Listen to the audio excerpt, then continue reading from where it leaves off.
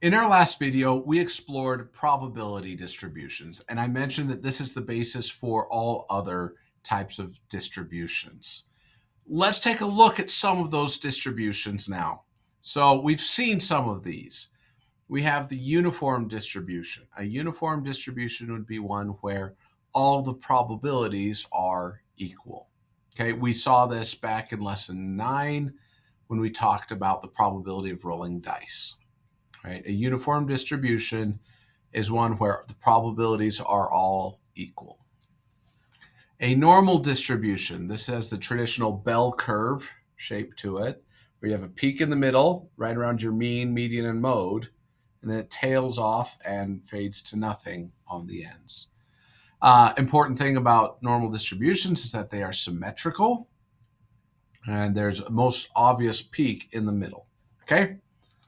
Now, we can change the normal distribution a little bit and create skewed distributions where you have a right skewed distribution is where the right tail is extended. You have outliers on the right, which pull the median and the mean to the right.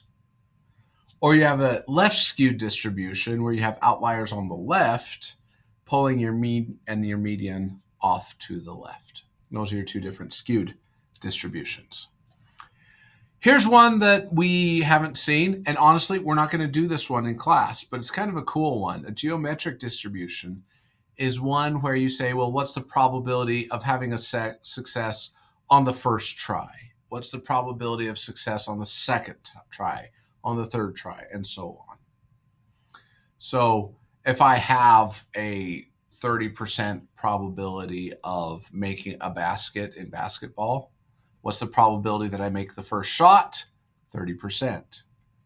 What's the probability that I miss the first shot and I get the second shot? It's going to be about 25%. Probability that I miss the first two shots and I get the third shot, that's going to be right around 15%, and so on. Kind of a cool distribution that we could look at, but we're not going to focus on that one in this course.